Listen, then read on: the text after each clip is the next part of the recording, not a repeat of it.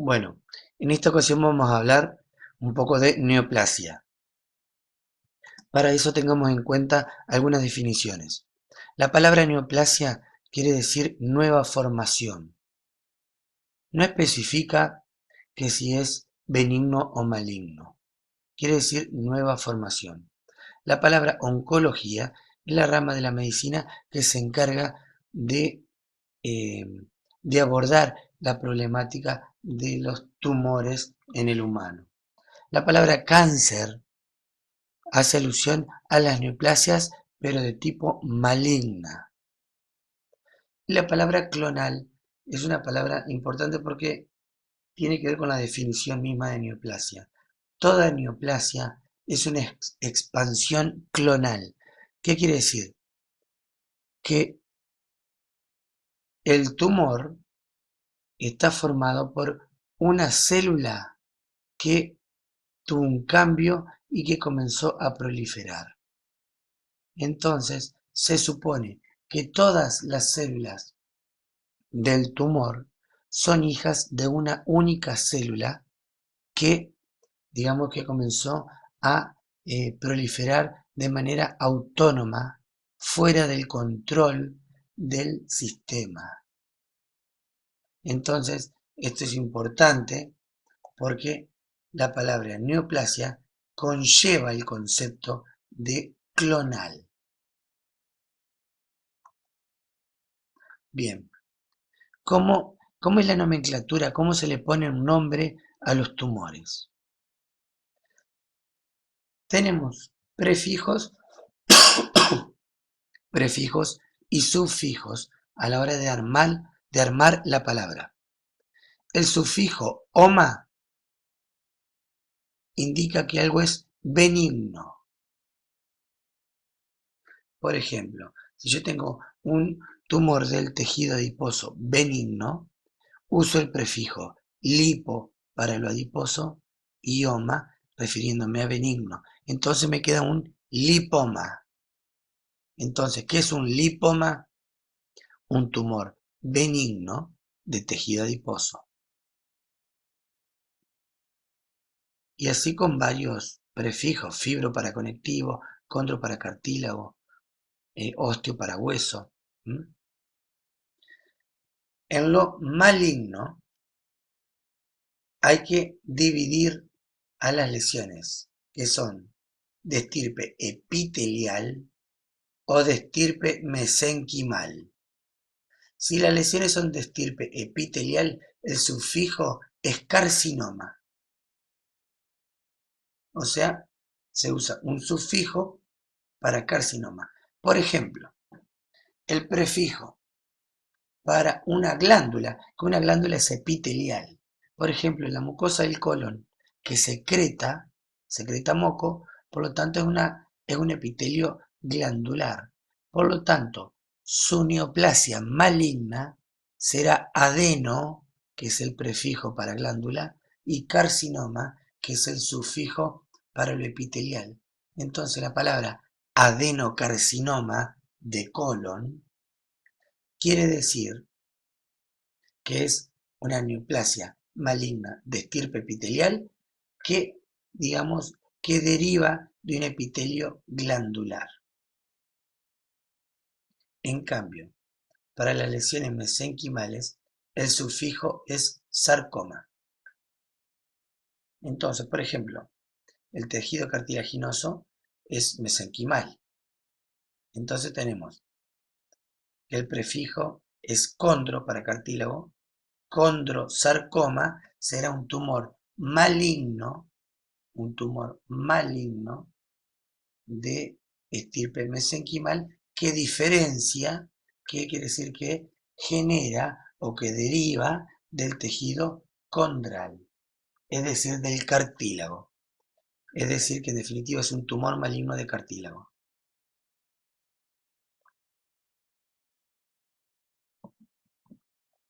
El prefijo rhabdomio es para músculo estriado. Entonces, como es un tejido mesenquimal, su neoplasia maligna se llamará rhabdomiosarcoma. Si es un tumor originado en el músculo liso o que genera el mismo tumor músculo liso será leiomiosarcoma si es maligno.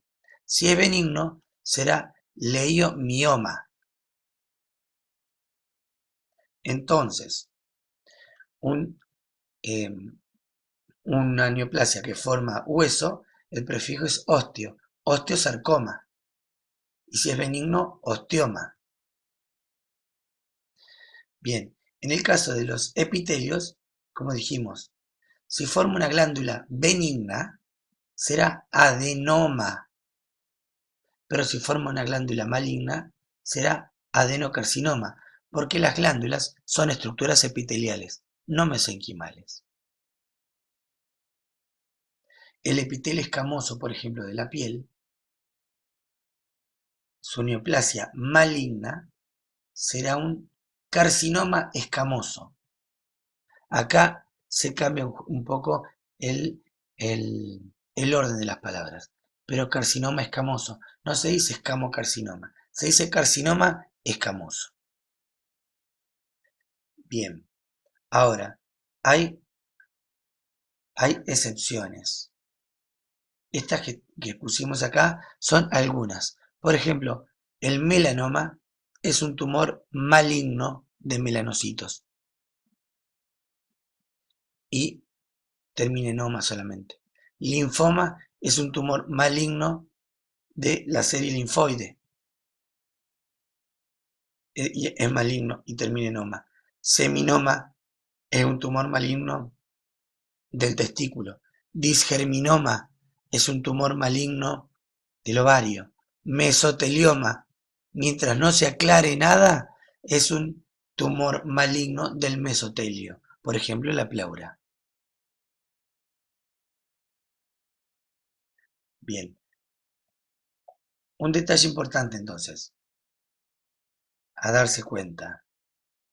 Para poner nombre y apellido a los tumores, hacemos alusión a los tejidos, no al órgano. Entonces, si yo tengo un tumor maligno del epitelio del colon, como el epitelio es generador de secreta moco, es una glándula, entonces será un adenocarcinoma del colon, no un coloncarcinoma ni nada que por el estilo. ¿Se entiende? Un adenocarcinoma de colon. Otras palabras que hacen alusión más bien a lo descriptivo de algunas neoplasias. La palabra papiloma se usa para tumores de tipo epitelial que forman proyecciones micro o macroscópicas en el epitelio escamoso o urotelial, es decir,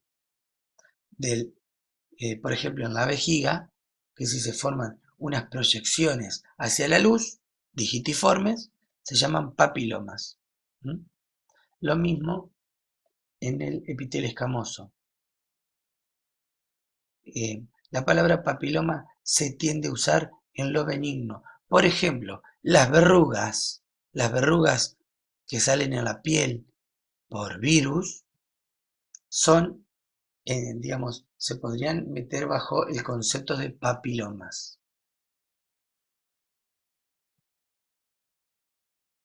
Entonces acá la palabra adenomas es un tumor benigno que se origina en glándulas. Y cuando el tumor está copiando, está generando esas células, va haciendo glándulas. Entonces acá vemos que acá el tumor está haciendo glándulas, estas son glándulas normales y estas son las glándulas que está formando el tumor.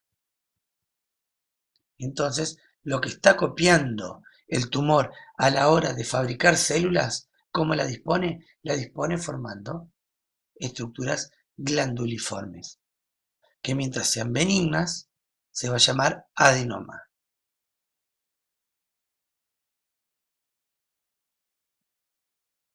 Otra palabra que hace alusión a lo descriptivo, el pólipo. Pólipo es un tumor que se proyecta desde una mucosa hacia la luz de una víscera hueca. Entonces, vamos a suponer en el estómago, en el colon, se puede tener una lesión que es un pólipo. Pero el pólipo, la palabra pólipo no hace alusión a qué es, sino solamente a cómo es. Es decir, es un tumor que se proyecta hacia una luz. Entonces, si yo tengo en la mucosa del colon un adenoma, los adenomas se ven como pólipo. La nomenclación de la lesión neoplásica, en este caso glandular benigna, sería la palabra adenoma de colon. ¿Y cómo lo veo? Como un pólipo, es decir, como una proyección desde la mucosa hacia la luz. Hay otras palabras más complejas, por ejemplo, cistoadenomas, que son lesiones que se dan en el ovario, por ejemplo. Tenemos, es benigna porque termina en oma, es glandular porque tiene la palabra adeno, y el prefijo cisto, cisto, quiere decir que es quística. Entonces, la traducción sería lesión benigna, glandular, que forma masas quísticas. Entonces, los carcinomas se originan en células epiteliales. Acá tengo una mucosa y acá se proyecta el tumor. Los tumores epiteliales suelen tener ese aspecto como para remediar algo tipo tiza. Y en este caso lo veo, si está en la luz, lo estoy viendo como una lesión polipoide, es decir, que tiene formato de pólipo. Pero recuerden que la palabra pólipo no abre juicio a ser benigno o maligno, pero en este caso es maligno. Por ejemplo, un adenocarcinoma del colon, un carcinoma de células transicionales, es decir, un carcinoma del urotelio. Los sarcomas, entonces, son originados en tejidos mesenquimales. Fíjense acá, tenemos un pedazo que quedó todavía eh, sano, llamémosle, del riñón, y acá tenemos la lesión neoplásica, que es, digamos, que tiene un aspecto como que fuera adiposo. Entonces, esto será un liposarcoma, porque el tejido adiposo es mesenquimal. Acá vemos una glándula, una cripta normal, y acá vemos una glándula de un adenoma. Las lesiones benignas no necesariamente se transforman en malignas, pero en el caso de los adenomas en el colon y en el estómago, sí puede pasar. Entonces, ya vemos como acá no es igual este epitelio que este otro. Este le está costando madurar, tiene lo que se llama displasia. Acá lo que vemos es un carcinoma. A ver, ¿por qué digo que es un carcinoma? Porque está haciendo masas de una celulita pegada a la otra que están constituyendo un nido. Acá hay otro nido, acá hay otro, acá hay otro. Fíjense que son nidos de células que para hacer un nido tienen que pegar una célula al lado de la otra. Por lo tanto, esto me está diciendo que está intentando el tumor hacer epitelio. Por lo tanto, es un carcinoma, es decir, es una lesión maligna de estirpe epitelial. ¿Por qué sé que es maligna en este caso? Porque este tejido conectivo es sano, es el que está siendo infiltrado por el carcinoma. Si una lesión infiltra, es porque es maligna. Ya vamos a ver algunos criterios de benignidad o malignidad. Acá vemos que hay una mucosa del colon, acá hay un adenoma, que en este caso acá se transformó y ya vemos estructuras glanduliformes que se están metiendo en la pared del colon. Esta es la luz. Entonces vemos que acá está creciendo algo que hace glándulas. Ahí vemos las luces. Si hace glándulas, es porque es epitelial. Entonces lo que estoy viendo es un adenocarcinoma del colon. Acá lo que estoy viendo es otra cosa. Esto es una mucosa del colon que tiene una infiltración por un montón de células que son linfocitos. Lo que estoy viendo acá es un linfoma del colon. En cambio acá, lo que estoy viendo no es epitelio. Son células que tienen una matriz de fondo y que tienen cierta formación en haces y un tanto caótica. No están formando nidos. Esto es un sarcoma. Es decir, es una neoplasia maligna de estirpe mesenquimal. Habrá que ver si en algún sector forma alguna estructura como para poder ponerle un prefijo. En este caso, estamos viendo tejido adiposo maduro. Si este tejido adiposo maduro está formando parte de una lesión neoplásica, es decir, de un tumor que viene creciendo, como hace células, hace adipocitos perfectos, podemos suponer que es benigno. Entonces lo que estoy viendo es un lipoma. Acá lo que veo es una lesión, acá tenemos un pedacito de piel, y en el subcutáneo vemos que hay una masa tumoral rojiza, que cuando la veo al microscopio está constituida por un montón de vasos sanguíneos que están infiltrando. Estos son tejidos mesenquimales. Entonces acá se llama angiosarcoma. Sarcoma porque es mesenquimal. Y angio porque hace vasos. Y si son vasos sanguíneos, es un hemangiosarcoma.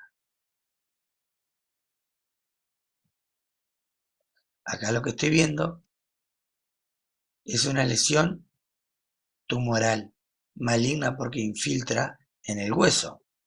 Entonces esto será un osteosarcoma. Osteo porque forma hueso. Sarcoma porque de estirpe mesenquimal. Acá estoy viendo una lesión maligna que forma un músculo estriado, porque acá veo las estriaciones. Entonces esto será un rabdomiosarcoma.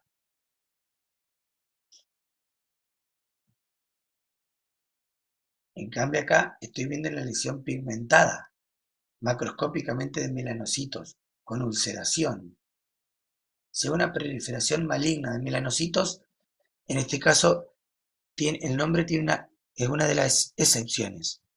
Y esto es un melanoma.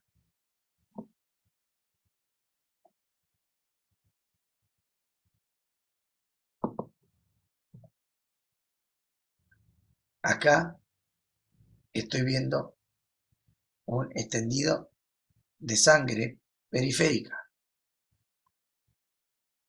Estas que vemos acá son células inmaduras. En este caso lo que estoy viendo es otra de las excepciones. Y la palabra se llama, y el tumor se llama leucemia. Fíjense que es una palabra totalmente que no cumple con los requisitos de la nomenclación. Pero las leucemias son malignas. Nada más que el tumor no es sólido. En realidad, hemia es un sufijo que quiere decir en sangre. Y leu, que es de la serie blanca, ¿no? Que se ve más blanca. Porque, digamos, en una leucemia, como hay tantas células tumorales, se diluye el rojo y queda más clara. Por eso la palabra leucemia quisiera decir de alguna forma sangre blanquecina. Bueno, este es un concepto importante a la hora de hablar de neoplasias, y es el concepto de diferenciación. ¿Qué es la diferenciación? Es el grado en que las células neoplásicas se asemejan a las células lo normales equivalentes, tanto morfológica como funcionalmente. La falta de diferenciación se llama anaplasia. Es decir, ¿qué es diferenciación? Es cuando dijimos que esas células que es una expansión monoclonal, tiene una expansión monoclonal y forma un tumor, es cuánto se parecen las células a la célula que le dio origen. Cuando cuando la copia es buena, se dice que está bien diferenciada. Es decir, que las células acomodan sus citoplasmas y su aparato genético como para copiar bastante bien, bastante diferenciado, una copia fiel, bastante fiel de la célula que le dio origen. Eso quiere decir que está bien diferenciado. Entonces, cuando esas células comienzan a hacer mitosis, cuando recién sale de una mitosis, está en una situación de, digamos, de, llamémosle, de que no logra, todavía no ha armado su aparato genético y su citoplasma. Cuando comienza a armarlo es cuando se dice que se va diferenciando. Entonces, cuando tiene una buena diferenciación es porque está copiando bien a la célula que le dio origen. Bien, entonces, esto sirve, la diferenciación, para graduar los tumores.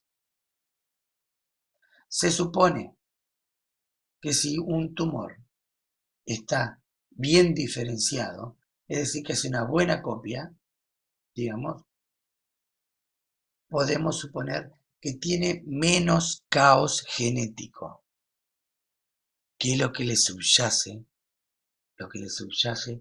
al problema de la carcinogénesis, que es el daño genético no letal. Es decir, que cuando las células se dañan y le permite proliferar sin ningún tipo de freno. Bien, ahora, si ese caos genético le permite hacer una buena copia, se supone que no hay tantos caos genéticos. Ahora, si la copia es mala, es porque evidentemente hay un problema, digamos, genético mayor. Entonces, la gradación del tumor depende del grado de diferenciación y del número de mitosis del tumor.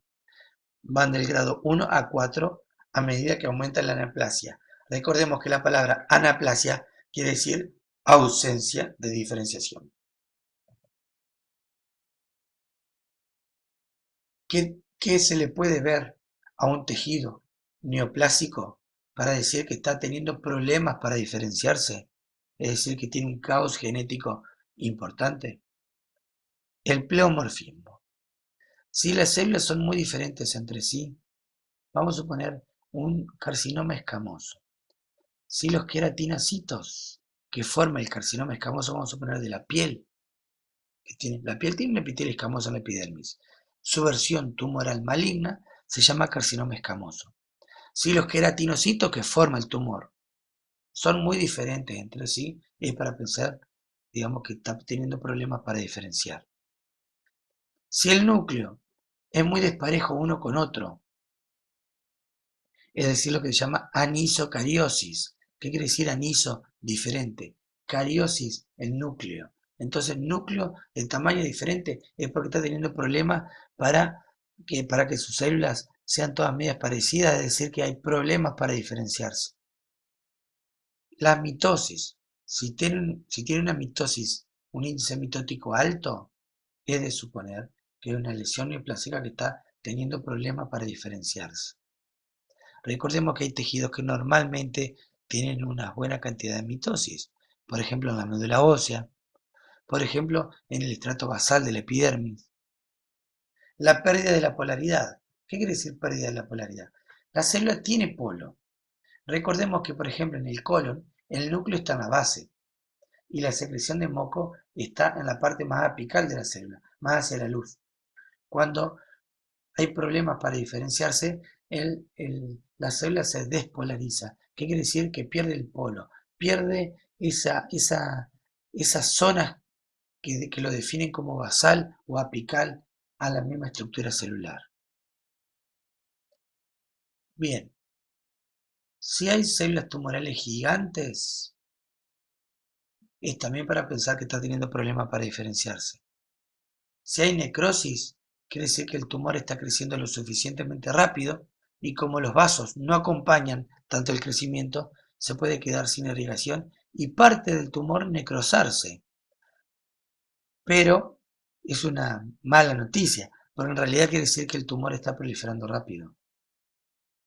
Entonces, acá vemos que si esto estuviera en la piel, acá vemos que está haciendo planchas y nidos que están infiltrando el tejido conectivo. Esto es tejido conectivo. Pero esto son planchas de células tumorales que están infiltrando.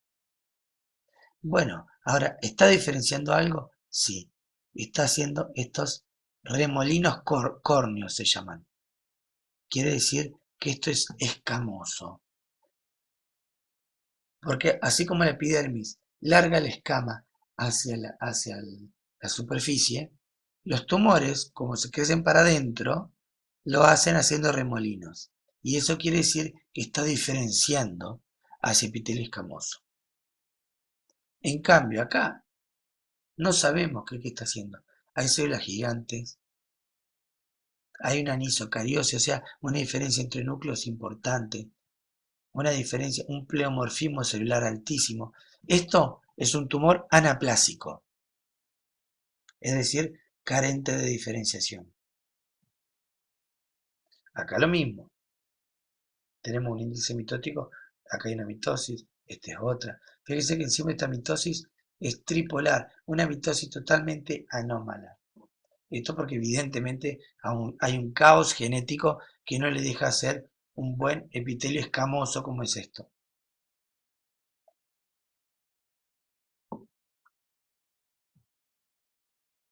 Bueno, ¿qué es la palabra displasia? Que también tiene que ver con el concepto de neoplasia. La palabra displasia quiere decir alteración en la maduración y desarrollo de un tejido, lo cual supone que si un tejido está teniendo problemas para madurar y desarrollarse, es porque evidentemente tiene un problema genético.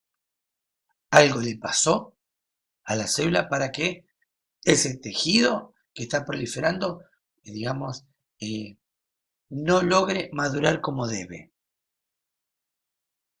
La palabra displasia entonces conlleva el concepto de que hay un daño genético, siempre y cuando se esté hablando de tejidos. Porque voy a hacer una aclaración. También se habla de displasia de órgano. La displasia de órgano no es una palabra que esté asociado a neoplasia. La palabra displasia de órgano quiere decir que hay un problema en la maduración y en el desarrollo de una cadera, por ejemplo. Displasia de cadera, queda mal angulada. Displasia de renal, quiere decir que el riñón, los tejidos renales están mal dispuestos, porque tiene una alteración en la maduración y el desarrollo del órgano. Pero en ese caso es de órgano, no de tejido. Si yo tengo un epitelio con displasia, ahí es cuando tengo problemas.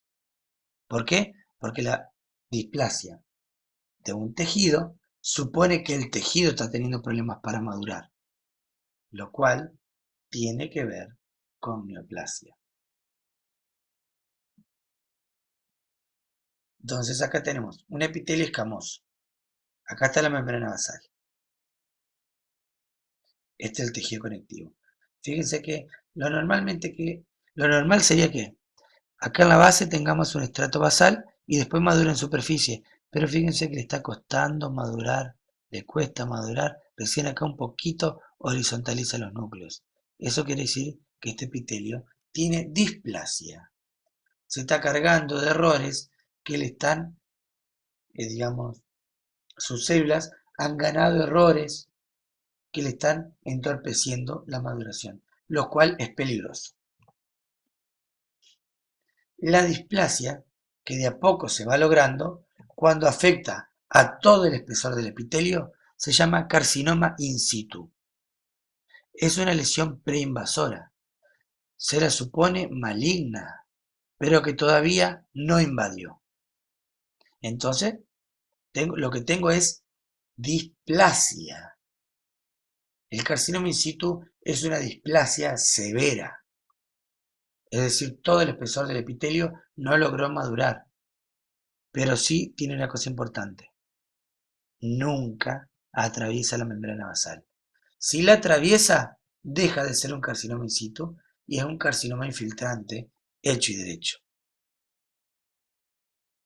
Entonces acá tenemos tejido conectivo, membrana basal y un epitelio. Fíjense que acá tiene una displasia severa. Este epitelio escamoso no logra madurar en todo el espesor. Entonces es un carcinoma in situ, porque todavía no infiltró. Acá estoy viendo una mama, un ducto de la mama. Tengo acá abajo tejido conectivo. La membrana basal, ahí se la ve bien nítida. Y todas las células que están revistiendo este ducto tienen atipia. Tienen una displasia de alto grado, una displasia severa, pero todavía no infiltró. Es decir, es un carcinoma in situ. Bueno, ¿qué criterios tenemos para pensar que algo es maligno y qué criterios tenemos para pensar que algo es benigno? Y de esa manera poderlo nomenclar.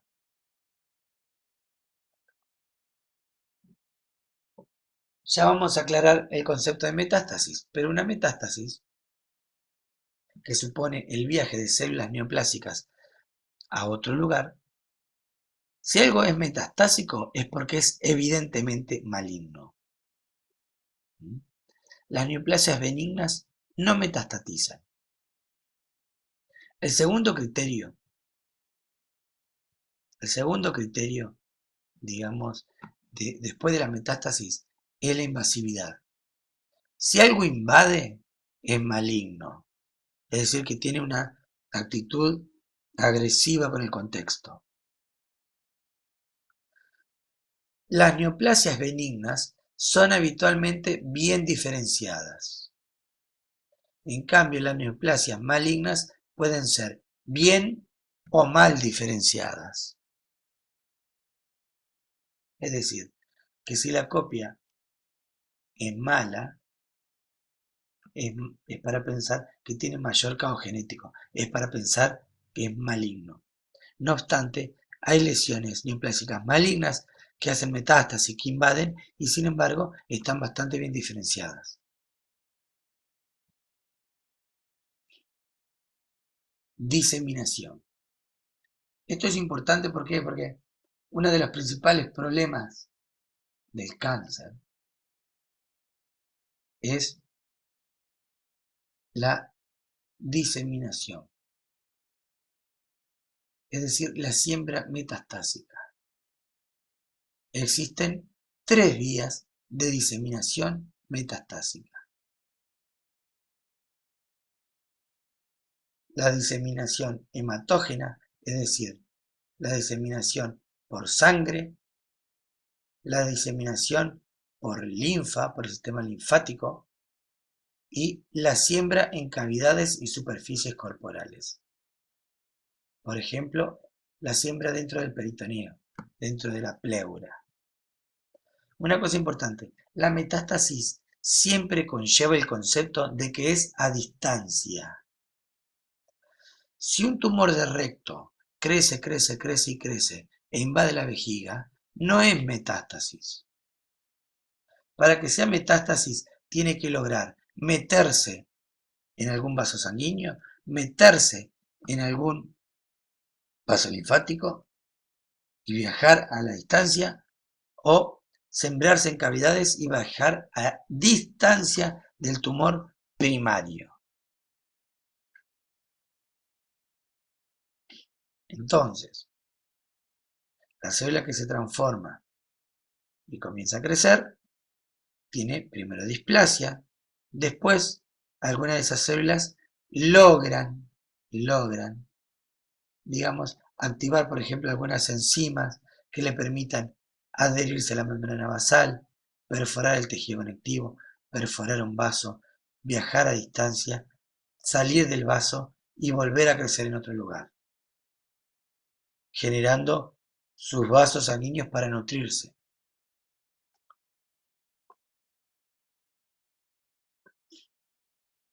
Entonces, el concepto de neoplasia maligna, salvo algunas excepciones, supone, digamos, la posibilidad de metástasis. Hay tumores de piel, por ejemplo, hay uno que se llama carcinoma vasocelular, que invade, por eso es maligno, pero las chances de dar metástasis son prácticamente nulas. ¿Mm? También los que se llaman gliomas en el cerebro son lesiones que son malignas porque infiltran, son una excepción en la nomenclatura, pero no dan metástasis. No obstante, cumplen con otros criterios de malignidad, como ser los distintos grados de desdiferenciación y la capacidad de infiltrar, de invadir. No así de dar metástasis. Bueno, los tumores en el humano más frecuentes de la mujer son el carcinoma de mama, el tumor maligno de mama, el carcinoma de mama, es la neoplasia más frecuente en la mujer. En el hombre es el carcinoma de próstata, el más frecuente. Le siguen en orden el carcinoma de pulmón, le siguen en orden el cáncer de colon para ambos sexos, tanto pulmón como el colon. Entonces, en la mujer tenemos cáncer de mama, pulmón, colon. En el hombre tenemos cáncer de próstata, pulmón, colon. Bien, esto es sin tener en cuenta los tumores malignos de los queratinocitos, que esos son mucho más frecuentes, pero que tienen, digamos, que la posibilidad de que, digamos, realmente una persona se muera de un carcinoma de queratinocitos es baja la posibilidad. Por eso es que, sin tener en cuenta los tumores de los queratinocitos, es mama, pulmón y colon, o próstata, pulmón y colon, en varones, en mujeres y en varones respectivamente. Hoy en día, con los tratamientos, digamos, eh, que se disponen en la actualidad, el cáncer de mama y el cáncer de próstata tienen una mayor chance de curación, digamos, pero son los más frecuentes. En realidad, el tumor que más causa mortalidad, los tumores malignos que más causan mortalidad son los de pulmón. Bien, ¿cómo se estadifica un tumor? Se estadifica con el TNM. ¿Qué es el TNM? El T son las características del tumor. Por ejemplo, su tamaño. No necesariamente el tamaño, pero características del tumor. El N, ganglios metastásicos regionales. Y el M, metástasis a distancia, sobre todo de tipo sanguínea. Entonces, o diseminación por las cavidades. Entonces, El TNM, ¿por qué es importante? Porque de esa manera nos permite saber cuánto de enfermedad hay. Porque de esa manera vemos cómo es la característica del tumor, si por vía linfática hizo metástasis en los ganglios regionales, y si por vía sanguínea o a través de las cavidades hizo metástasis en sanguíneas a distancia. De esa manera medimos cuánta enfermedad hay. El TNM, las características que hay que decir del T, del N y del M, los establece la Organización Mundial de la Salud. ¿Por qué? Porque el TNM se arma por cada órgano y por cada cáncer de ese órgano. Entonces, hay un TNM para los tumores de ovario, un TNM para los tumores de colon, un TNM para los tumores de próstata, un TNM para los tumores de mama, un TNM para los tumores melanocíticos, un TNM para los linfomas. ¿Por qué? Porque los datos que se obtienen en el TNM van a estar vinculados con el tratamiento.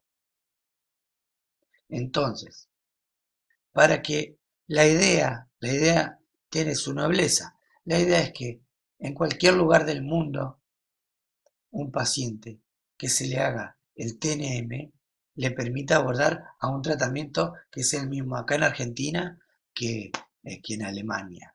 La idea es esa. Después habrá unas consideraciones de otro tipo, ya sea de infraestructura, económica o lo que fuere. Pero el TNM lo que pretende es, digamos, que eh, qué datos hay que obtener del tumor y de sus características metastásicas como para graduar cuánta enfermedad hay y de esa manera, con los tratamientos actuales, ver cómo se lo puede tratar. Por eso es que el TNM es una situación, digamos, para un determinado momento histórico, porque, digamos, si aparecen nuevos tratamientos, tal vez sea necesario retocar el TNM, es decir, qué tengo que decir de cada tumor, de los ganglios que compromete o de la metástasis a distancia. Por ejemplo, este es un colon, acá tengo un tumor creciendo en el colon, acá tengo un tumor creciendo en el colon que está ulcerado. Esta es la macroscopía. Entonces acá yo tengo, con esta reglita, puedo decir que tengo una resección de colon que mide unos 12 centímetros aproximadamente por unos 4 centímetros y que presenta un tumor que mide 4 por 2 centímetros, que está ulcerado. Y que en la microscopía se reconoce este tejido conectivo, se reconoce que está este tejido conectivo, que es una lesión neoplásica que está infiltrando y que está formando glándulas. Por lo tanto, es maligno, de estirpe epitelial y que forma glándula. Por lo tanto, es un adenocarcinoma de colon, que es lo mismo que carcinoma colorectal. Entonces ahora se puede hacer el TNM. El T sería esto. TIS es cuando se dice que está in situ. Cuando ocupa la mucosa se dice TIM, que es tumor intramucosa. Acá tenemos la muscular de la mucosa. Cuando infiltra la submucosa se dice que T1. Cuando infiltra la muscular propia, se dice que es T2. Cuando atraviesa toda la pared del colon y llega del otro lado de la capa muscular, se dice que es T3. Y acá no está el T4. El T4 es cuando infiltra órganos vecinos. Fíjense que acá, como la célula, en este caso del colon, por ejemplo, si acá estuviera la vejiga e infiltra la vejiga, no es una metástasis, sino que es un T4, porque para hacer metástasis tiene que viajar a distancia. Fíjense que acá, en el caso del cáncer colorectal, no importa tanto el tamaño tumoral, sino cuántas capas infiltra. Eso define el T, las características del tumor, del T del TNM.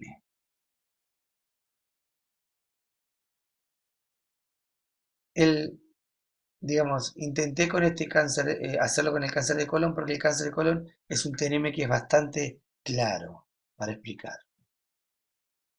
Bien, fíjense que en este caso estamos viendo un ganglio linfático de alrededor del colon. Y ahí vemos que hay unas glandulitas. Entonces, acá está infiltrado. Eso quiere decir que el N lo tengo que poner. N0 es si no encuentro, que si no tiene metástasis en los ganglios. N1 en el caso del colon es si encuentro hasta 2 ganglios. Y N2 si encuentro de 3 ganglios o más. Acá también lo que estoy viendo es un nervio que está infiltrado por una lesión neoplásica que hace luces glandulares.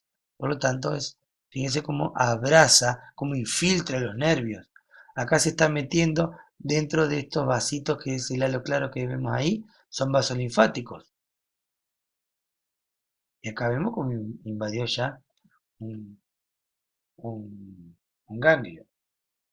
Entonces, vamos a suponer, si yo tengo un tumor del colon que me invade la capa muscular, que me infiltra un ganglio en el colon, un ganglio regional alrededor del colon, y que me generó una metástasis en el hígado, será, dijimos, infiltra esta capa muscular. El ejemplo, capa muscular, me invade un ganglio linfático y me invade el hígado, con una metástasis en hígado. Entonces será un T2, N1, M1. ¿Se entiende? Entonces, a la hora de que el oncólogo arme en la cabeza el TNM con los datos de la biopsia, con los datos de la tomografía o de cualquier otro estudio que se requiera, a la hora de armar el TNM es si infiltra hasta capa muscular, será un T2. Si me invadió un ganglio, será un N1. Y si me invadió el hígado con una metástasis, será un M1. Entonces, T2, N1, M1 es el TNM que le corresponde a ese tumor. Y según el arsenal terapéutico en ese momento histórico, le va a corresponder determinado tratamiento.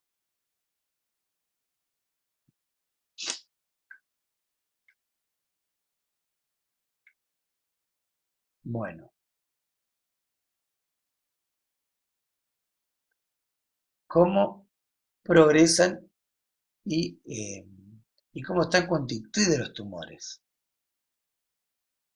Hay una cosa importante. Volvemos a uno de los primeros dibujos. Dijimos que una expansión monoclonal, es decir, una célula que tuvo un cambio, que se transformó y comenzó a crecer, a proliferar. Bien, ¿cómo prolifera de manera caótica, generando muchos cambios genéticos? Algunas células se van a morir, porque el sistema les colapsa o el sistema logra hacerle hacer alguna apoptosis. Pero el problema de la carcinogénesis es que el daño genético es no letal, es decir, que supone que hay células que siguen quedando vivas y proliferando. Entonces, mientras más mitosis van haciendo, más mutaciones van agregando más alteraciones a ese ADN. Entonces, de repente, algunas células hijas de todas estas que arrancó como una sola, van logrando de distintas características. Entonces, de repente, tengo un tumor que si bien es monoclonal, es altamente heterogéneo. Entonces, algunas células logran la capacidad de infiltrar, algunas células logran la capacidad de metastatizar, algunas células son capaces de burlar el sistema inmune. ¿Mm? Algunas células logran proliferar de manera automática, sin la estimulación o sin hacer caso omiso a los genes, a los frenos que el sistema les ofrece. Entonces, una vez que esta célula cambió por algún carcinógeno, ya sea la edad, el medio ambiente o ciertos factores incluso heredables, puede transformarse y comenzar a proliferar, a progresar. Y el problema que en la progresión es que proliferan células genéticamente inestables, entonces van cambiando el ADN y logrando una heterogeneidad, como veíamos. Bien, miremos este cuadro ahora a la izquierda. La célula tumoral, cuando esa célula que es por el carcinógeno es cambiada, no la logramos, no existen métodos para poderla detectar cuando es una célula. El problema es que 30 duplicaciones más tarde, el tumor mediría aproximadamente 1 gramo y tendría 10 a las 9 células. Se supone que con 1 centímetro aproximadamente podemos suponer que sea detectable, por ejemplo en algunos estudios por imágenes, este ejemplo del cáncer de pulmón. 30 duplicaciones más tarde puede ser detectable, pero solamente 10 duplicaciones más tarde, ya el tumor como crece de manera exponencial. Fíjense que solamente 10 duplicaciones más tarde de todas estas células ya logra la masa tumoral máxima compatible con la vida y esta capacidad de dar metástasis. Bien, ¿qué pasa con las defensas? Porque el sistema se da cuenta. Bien, algunas de estas cosas sirven para hacer diagnóstico o incluso para, para identificarlas y que se puede usar algún arsenal terapéutico. Hay antígenos que son específicos de tumores, que solamente están presentes en células tumorales.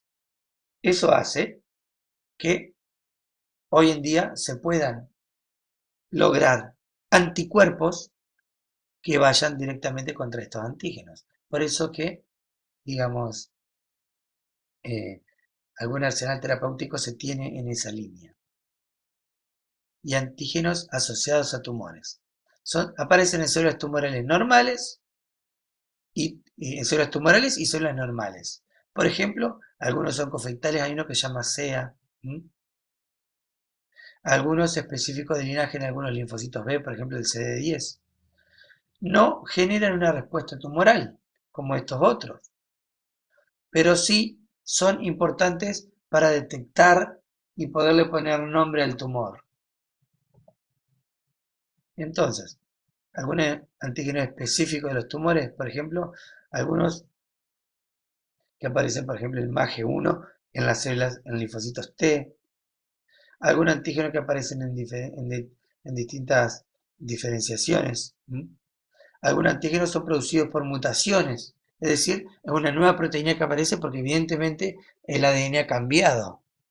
Algunos antígenos se sobreexpresan, son normales, pero se sobreexpresan. Por ejemplo, en la mama hay una proteína que se llama HER2. Tiene un gen que se llama HER2 y que fabrica una proteína. Bien, normalmente debe ser poquita esa proteína, pero si aparece mucho, digamos, es porque está sobreexpresado y nos ayuda al diagnóstico, en este caso del cáncer de mama. Y algunos antígenos virales, también, por ejemplo, el HPV es responsable del cáncer de cuello de útero, del cáncer de pene, del cáncer de vulva. Entonces, eh, es importante, o puede ser útil en el diagnóstico también, porque además generan respuesta inmune, digamos, son importantes, digamos, la presencia de estos antígenos virales. Bueno, ¿qué pasa con el sistema inmune durante un tumor? Bueno, algunos siempre tenemos una protección inmunológica. De hecho, alrededor de las neoplasias suele haber infiltrados inflamatorios porque evidentemente el sistema se da cuenta que algo pasa. Pero algunos tumores pueden escapar a la inmunovigilancia. Por ejemplo, porque algunas células logran no manifestar antígenos. Porque algunas células disminuyen el HLA, que se acuerdan que era el HLA formaba parte de esas proteínas que daban identidad a la célula. Entonces, eso hace que, digamos, algunos linfocitos T, por ejemplo, citotóxicos, no sean capaces de reconocer el HLA en algunas células como para ir a atacarlo. El mismo tumor genera inmunodepresión.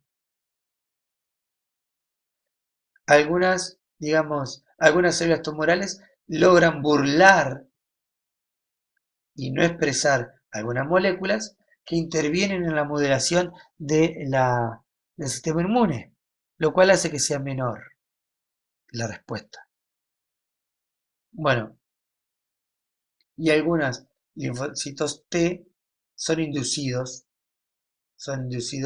a ir a apoptosis por, por productos propios del tumor. Bueno, entonces, muchas gracias.